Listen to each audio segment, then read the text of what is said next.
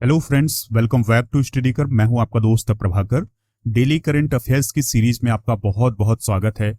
आज हम आपके साथ डिस्कस करने वाले हैं 8 मई 2022 से related most important current affairs.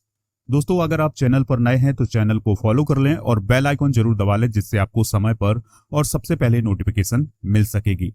अगर आप किसी भी कॉम्पिटिटिव एग्जाम की तैयारी कर रहे हैं तो आप स्टडी कर के साथ जरूर बने रहें।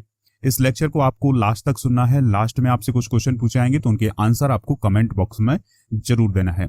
पीडीएफ आपको कहां मिलेगा? तो इसका आंसर होगा दोस्तों टेलीग्राम चैनल पर। जैसे ही आप टेलीग्राम चैनल पर जाएंगे तो आपको इसका जो पीडीएफ है वो आसानी से उपलब्ध हो जाएगा, तो आप उससे रिवीजन कर सकते हैं। चलिए फ्रेंड्स, पहला क्वेश्चन डिस्कस करते हैं, ध्यान से सुनिएगा। प्रियंका मोहिते का रिलेशन किस स्टेट से है जिन्होंने हाल ही में कंचनजंगा चोटी पर तिरंगा फहराया है? तो प्रियंका मोहिते किस राज्य की हैं? महाराष्ट्र की हैं। उन्होंने हाल ही में कंचनजंगा चोटी पर तिरंगा फहराने का काम किया है। इसके अलावा दोस्तों, प्रियंका मोहिते ने एक बहुत ही बड़ा रिकॉर्ड बनाया है।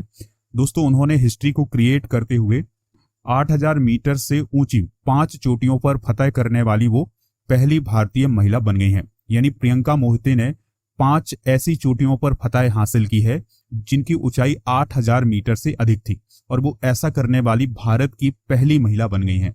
ठीक है दोस्तों, तो अभी हाल ही में उन्होंने किस चोटी पर तिरंगा फहराया है? कंचनजंगा चोटी पर तिरंगा फहराने का काम किया है। इससे पहले प्रियंका ने माउंट एवरेस्ट, जिसकी ऊंचाई 8849 है, 8849 मीटर है, और इसके अलावा माउंट लेहोत्से, माउंट मकालू और माउंट किलीमंजारो की भी चढ़ाई की है। ठीक है दोस्तों, चलिए अब हम बात करते हैं कंचनजंगा पर्वत चोटी की। तो दोस्तों, जो कंचनजंगा पर्वत चोटी है ये सिक्किम राज्य में है। किस राज्य में है? सिक्किम राज्य में है, और ये माउंट एवरेस्ट और केटू के बाद सबसे ऊंची चोटी है। ठीक है, इसकी ऊंचाई है 8586 मीटर। तो ये सभी पॉइंट जो हैं वो आप नोट करते जाइएगा। दोस्तों, दुनिया की टॉप 6 चोटियों की बात कर लेते हैं, यानी जो दुनिया के टॉप सबसे ऊंचे पर्वत हैं, चलिए उनकी हम बात करते हैं। पहला है माउंट एवरेस्ट, जो कि कहाँ है? नेपाल में है, और इसकी जो ऊंचाई है वो है 8848 मीटर। दोस्तों, अगर आपको कभी 49 या 50 मीटर भी मिले तो ये सही माना जाता है। या तो 8848 मिलेगा, 49 मिलेगा, 50 मिलेगा, क्योंकि इसकी जो ऊंचाई है उसमें थोड़ा सा डिफरेंस है, तो आप समझ जाइएगा। फिर उसके बाद दूसरी चोटी है दोस्तों सबसे ऊंची, वो है केटू। ठीक है, तो केटू जो है वो पीओके में है। कहां पर है? पीओके में। जो कश्मीर का पीओके वाला हिस्सा है दोस्तों, वहां पर स्थित है कौन? केटू। अगर हम बात करें भारत में पीओके को मिलाकर, तो भारत की सबसे ऊंची चोटी यही हो जाएगी, केटू। नहीं तो कौन होती है? कंचनजंगा होती है। ठीक है दोस्तों, अगर हम पीओके को शामिल कर लें तो भारत की सबसे ऊंची चोटी क्या है? केटू है। अगर हम पीओके को हटा दें तो दोस्तों हमारे देश की जो सबसे ऊंची चोटी हो जाएगी वो हो जाएगी कंचनजंगा। तो तीसरे नंबर पर कंचनजंगा चोटी आती है, जो कि सिक्किम राज्य में है, और इसकी ऊंचाई है 8586 मीटर। फिर है दोस्तों लोहोत्से, तो ये है नेपाल, तिब्बत और चीन की सीमा पर, जिसकी ऊंचाई है 8516 मीटर। फिर है मकालू, ये है नेपाल और चीन के बॉर्डर पर, इसकी ऊंचाई है 8485 मीटर। और फिर है छठे नंबर पर है चोयू। दोस्तों, ये नेपाल और चीन के बॉर्डर पर है, और इसकी ऊंचाई है 8201 मीटर। तो ये हैं दुनिया की सबसे ऊंची चोटियां। तो इन सभी को आप नोट कर लीजिएगा। नेक्स्ट क्वेश्चन देखते हैं, टी20 में सबसे अधिक अर्धशतक लगाने वाले खिलाड़ी कौन बन गए हैं? आंसर है इसका डेविड वार्नर। दोस्तों, ऑस्ट्रेलिया के क्रिकेटर हैं डेविड वार्नर, और वो आईपीएल खेल रहे हैं अभी भारत में। तो उन्होंने अभी हाल ही में एक 50 लगाई है सनराइजर हैदराबाद के खिलाफ। तो वो 50 लगाने के साथ ही टी20 में सबसे अधिक अर्धशतक लगाने वाले खिलाड़ी बन गए हैं। लेकिन यहां पर आप एक पॉइंट जरूर याद रखिएगा कि आईपीएल में सबसे अधिक 50 लगाने वाले खिलाड़ी नहीं बने हैं। पूरे टी20 कैरियर में सबसे अधिक 50 लगाने वाले खिलाड़ी कौन बन गए हैं? डेविड वार्नर बन गए हैं। ठीक है दोस्तों, तो याद रखिएगा कि जो डेविड वार्नर है वो ऑस्ट्रेलिया के खिलाड़ी हैं। आईपीएल में वो किसके लिए खेलते हैं? दिल्ली कैपिटल्स के लिए खेलते हैं। तो उन्होंने अभी हाल ही में सनराइजर हैदराबाद के साथ खेलते हुए उन्होंने अपना 89वां अर्धशतक लगाया है। यानी उन्होंने कुल कितनी 50 लगाई हैं दोस्तों? टी20 क्रिकेट में 89 50 लगाई हैं, और उन्होंने क्रिस गेल की रिकॉर्ड को तोड़ दिया है। दोस्तों, क्रिस गेल ने 88 50 लगाई हैं, और जो डेविड वार्नर है उन्होंने कितनी लगाई हैं? 89 50 लगाई हैं। इसके बाद तीसरा नाम जो आता है वो आता है विराट कोहली का। तो दोस्तों विराट कोहली ने अभी तक T20 फॉर्मेट में 76 50 लगाई हैं। तो यहाँ पर एक बार हम फिर से देख लेते हैं। डेविड वार्नर जो है उन्होंने सबसे अधिक 50 लगाई हैं। कितनी लगाई हैं दोस्तों? 89। और फिर उसके बाद क्रिस गेल जो है उन्होंने कितनी लगाई हैं?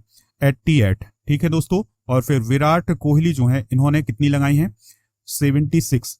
और डेविड वार्नर ऑस्ट्रेलिया के हैं, क्रिस गेल वेस्ट इंडीज के हैं और विराट कोहली हम जानते ही हैं कि वो कहाँ के हैं, भारत के हैं।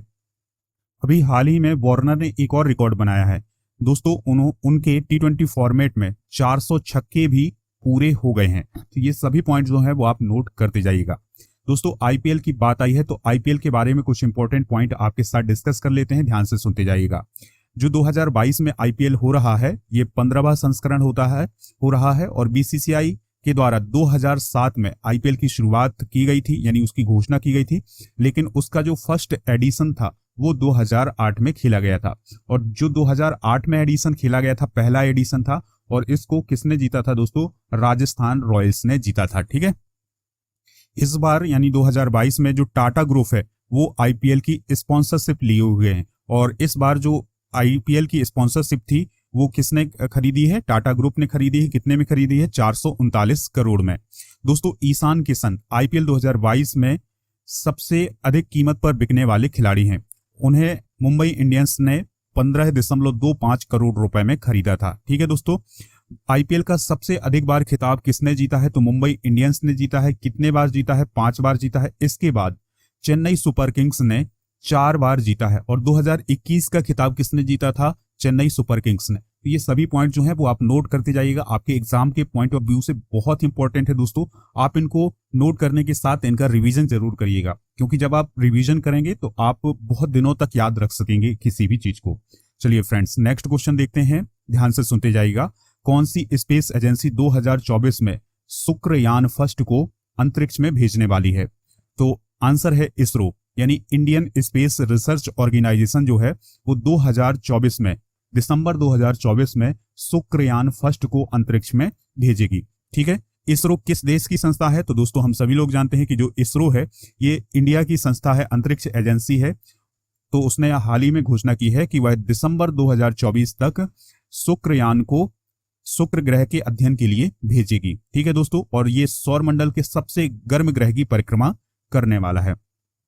दोस्तों इसरो की हाल ही में एक बैठक हुई थी और इस बैठक में इसरो के जो अध्यक्ष हैं एस सोमनाथ, कौन है दोस्तों? एस सोमनाथ। इंपॉर्टेंट पॉइंट है, इसको आप नोट करिएगा कि इसरो के अध्यक्ष कौन है? एस सोमनाथ हैं।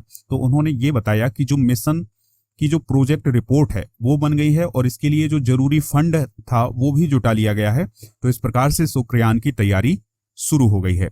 भारत ने साल 2017 में शुक्रयान मिशन की जानकारी दी थी। ठीक है।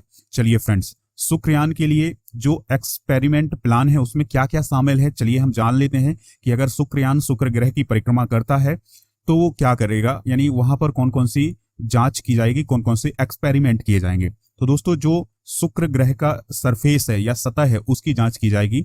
वहां पर जो एक्टिव ज्वालामुखी हैं उनका पता लगाया जाएगा। और इसके अलावा जो वहां पर लावा है वो किस तरह से बह रहा है उसकी जानकारी जुटाई जाएगी।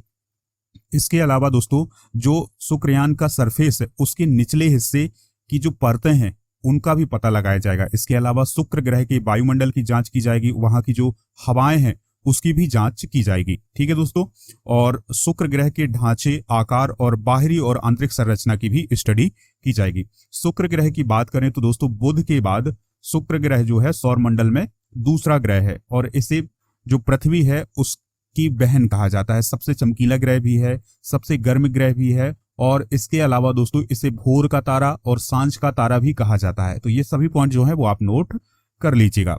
ठीक है। चलिए फ्रेंड्स, अब बात आई है यहाँ पर इसरो की। तो इसरो से रिलेटेड कुछ इंपॉर्टेंट पॉइंट हैं, उनको हम डिस्कस करते हैं, आप ध्यान से सुनिएगा। इसरो का फुल फॉर्म क्या होता है? Indian space research organisation. और ये भारत में अंतरिक्ष के क्षेत्र में कार्य करने वाली सबसे बड़ी संस्था है, सरकारी संस्था है। इसका गठन हुआ था 1969 में। इसका हेडक्वार्टर है बेंगलुरु में। और बेंगलुरु कहाँ है दोस्तों? कर्नाटक में है। विक्रम साराभाई को भारतीय अंतरिक्ष कार्यक्रम का संस्थापक माना जाता है। भारत का पहला उपग्रह कौन था दोस्तों? तो भारत का पहला उपग्रह था आर्यभट्ट। क्या नाम था? आर्यभट्ट, जिसे भारत ने किसकी, सोवियत संघ की सहायता से भेजा था। कब भेजा था? 19 अप्रैल 1975 को। ठीक है दोस्तों, तो याद रखना है भारत का पहला उपग्रह कौन है? आर्यभट्ट है, जिसको 19 अप्रैल 1975 को सोवियत संघ की मदद से लॉन्च किया था। नेक्स्ट क्वेश्चन है, किस राज्य सरकार ने भारत की पहली जनजातीय स्वास्थ्य वेधशाला की स्थापना की है?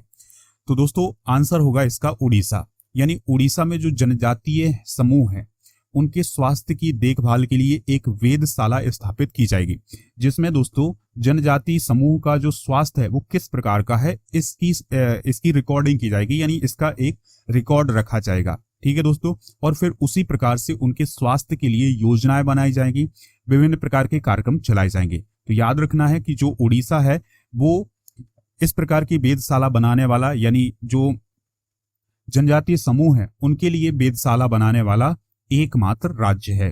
ठीक है, बात आई है उड़ीसा की, तो उड़ीसा से रिलेटेड कुछ इंपॉर्टेंट पॉइंट हैं, उनको हम डिस्कस कर लेते हैं, ध्यान से सुनते जाइएगा। कैपिटल क्या है दोस्तों? भुवनेश्वर है। मुख्यमंत्री कौन है? नवीन पटनायक जी हैं। कौन है? नवीन पटनायक। राज्यपाल कौन है? गणेशी लाल हैं। यहाँ की जो प्रमुख नदियां हैं उनको हम डिस्कस कर लेते हैं। नदियां कौन कौन सी हैं? महानदी है, ब्रह्मणी नदी है और इंद्रावती नदी है। ठीक है, और दोस्तों इसके पूर्व में, यानी उड़ीसा के पूर्व में क्या है? बे ऑफ बंगाल है, यानी बंगाल की खाड़ी है। और इसकी जो सीमा है ये छत्तीसगढ़ से लगती है। इसके अलावा इसकी सीमा वेस्ट बंगाल यानी पश्चिम बंगाल से लगती है, झारखंड से लगती है, और दोस्तों इसकी सीमा जो है वो आंध्र प्रदेश से भी लगती है। तो ये सभी पॉइंट जो है नोट करिएगा। और इसकी सीमा एक और राज्य से लगती है दोस्तों, उसका नाम है तेलंगाना। तो ये सभी पॉइंट आप नोट करते जाइएगा कि कौन कौन से राज्य हैं जो उड़ीसा की सीमा से लगते हैं, उड़ीसा के मुख्यमंत्री कौन है, राज्यपाल कौन है। क्योंकि इस प्रकार की जानकारी जब हम अपने माइंड में रखते हैं दोस्तों, तो जब भी हम किसी भी चीज को पढ़ते हैं तो हमारे अंदर एक समझ पैदा होती है कि कौन सा राज्य कहाँ पर है, क्या है। तो इस प्रकार से इन चीजों को भी आपको पढ़ना है।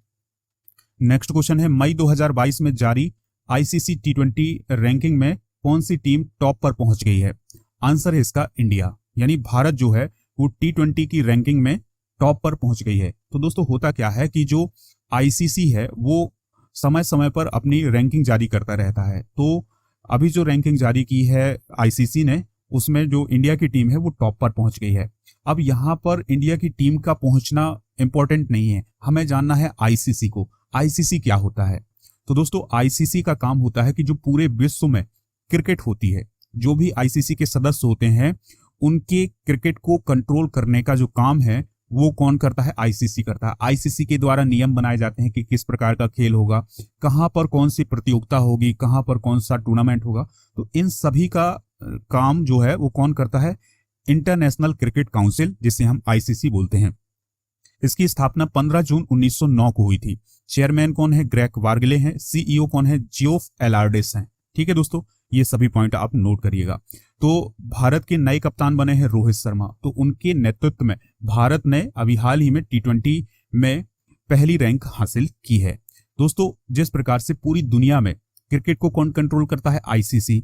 उसी प्रकार से भारत में क्रिकेट को कौन कंट्रोल करता है? बीसीसीआई। तो बीसीसीआई से रिलेटेड जो है पॉइंट हैं उनको भी हम डिस्कस कर लेते हैं। इसकी स्थापना 1928 में की गई थी। मुख्यालय वानखेड़े स्टेडियम मुंबई में है। अध्यक्ष हैं सौरभ गांगुली, उपाध्यक्ष हैं राजीव शुक्ला और सचिव हैं जय शाह। ठीक है दोस्तों, याद रखिएगा कि जो भी देश आईसीसी के सदस्य होते हैं उनके जो बोर्ड होते हैं वो आईसीसी से जुड़े होते हैं। तो भारत का भी जो बोर्ड है बीसीसीआई वो आईसीसी के साथ कनेक्ट है। तो जो आईसीसी नियम बनाएगा वो बीसीसीआई को मानने पड़ेंगे। चलिए फ्रेंड्स, नेक्स्ट क्वेश्चन देखते हैं। भारतीय वायुसेना के नए महानिदेशक कौन बनाए गए हैं? तो इसका आंसर है संजीव कपूर। तो हाल ही में भारतीय वायुसेना के नए महानिदेशक डायरेक्टर जनरल कौन बनाए गए हैं? संजीव कपूर बनाए गए हैं। दोस्तों बात आई है इंडियन एयरफोर्स की, तो इससे रिलेटेड कुछ इंपॉर्टेंट पॉइंट हैं उनको हम डिस्कस करते हैं, आप ध्यान से सुनते जाइएगा। इसकी स्थापना 8 अक्टूबर 1932 को की गई थी। हेडक्वार्टर नई दिल्ली में है। वायुसेना दिवस कब मनाया जाता है? तो इसका आंसर होगा 8 अक्टूबर को। BR चौधरी जो हैं वो वायुसेना प्रमुख हैं। वायुसेना के उप प्रमुख कौन है? संदीप सिंह हैं। दोस्तों हाल ही में हुई सेना से रिलेटेड जो प्रमुख नियुक्तियां हैं, चलिए उनको भी हम डिस्कस कर लेते हैं। जैसे थल सेना प्रमुख या सेना अध्यक्ष कौन बनाए गए हैं? हाल ही में मनोज पांडे बनाए गए हैं। थल सेना उपाध्यक्ष कौन बनाए गए हैं? BS राजू बनाए गए हैं। कौन है दोस्तों? BS राजू जो है वो थल सेना के उपाध्यक्ष बनाए गए हैं। सेना प्रशिक्षण केंद्र के प्रमुख कौन बनाए गए हैं? SS महल बनाए गए हैं। वायुसेना की पश्चिमी कमान के नए कमांडेंट इन चीफ कौन बनाए गए हैं? श्री कुमार प्रभाकरन। दोस्तों ये सभी पॉइंट जो हैं वो आप नोट कर लीजिएगा। नेक्स्ट क्वेश्चन देखते हैं, ध्यान से सुनिएगा। 12वीं सीनियर महिला राष्ट्रीय हॉकी चैंपियनशिप 2022 का आयोजन किस राज्य में शुरू हुआ है? तो इसका आंसर है मध्य प्रदेश। तो दोस्तों मध्य प्रदेश की जो कैपिटल है भोपाल, वहां पर 12वीं सीनियर महिला राष्ट्रीय हॉकी चैंपियनशिप 2022 का जो आयोजन है वो शुरू हुआ है। और इसमें दोस्तों कितनी टीमें हिस्सा ले रही हैं? 27 टीमें हिस्सा ले रही हैं। इसके अलावा दोस्तों एक और पॉइंट आप याद रखिएगा कि जो 12वीं सीनियर पुरुष राष्ट्रीय हॉकी चैंपियनशिप 2022 में हुई थी, अप्रैल के महीने में हुई थी, तो दोस्तों पुरुष की जो चैंपियनशिप थी उसको किसने जीता था? तो उसको जीता था हरियाणा ने। अब ये मध्य प्रदेश में जो ये हो रही है प्रतियोगिता, इसमें आने वाले समय में पता चलेगा कि किसने इस चैंपियनशिप को जीता है। तो याद रखिएगा कि 12वीं सीनियर महिला राष्ट्रीय हॉकी चैंपियनशिप जो है उसका आयोजन मध्य प्रदेश भोपाल में किया जा रहा है। ठीक है दोस्तों, तो ये सभी पॉइंट जो है वो आप नोट कर लीजिएगा। ये था आज का लास्ट क्वेश्चन करंट अफेयर्स का। अब आपसे कुछ क्वेश्चन पूछते हैं तो उनके आंसर आप कमेंट बॉक्स में जरूर दीजिएगा। पहला क्वेश्चन है, प्रियंका मोहिते किस राज्य से रिलेटेड है? दूसरा क्वेश्चन है, कंचनजंगा पर्वत चोटी किस राज्य में है? और तीसरा क्वेश्चन है, डेविड वार्नर किस देश के क्रिकेट खिलाड़ी हैं? तो ये सभी पॉइंट जो है वो आप नोट करिएगा। इनके क्वेश्चन के आंसर जो है वो आप कमेंट बॉक्स में जरूर दीजिएगा, हमें इंतजार रहेगा आपके आंसर का। दोस्तों अगर आप अपनी तैयारी अनअकैडमी पर करना चाहते हैं तो राजा गुप्ता को फॉलो कर लें, कोड यूज करें राजा नंबर 1। इसके अलावा आप हमें खबरी पर जरूर फॉलो करें, वहां पर आपको मोस्ट इंपॉर्टेंट ऑडियो लेक्चर मिलते हैं, तो खबरी पर जरूर फॉलो करना है। अगर आपको ये लेक्चर पसंद आया है तो लाइक करें और इस लेक्चर के बारे में आप कमेंट बॉक्स में जरूर बताएं कि आपको ये लेक्चर कैसा लगा, और सभी दोस्तों को शेयर जरूर करें। मिलते हैं नेक्स्ट लेक्चर में। जय हिंद, वंदे मातरम।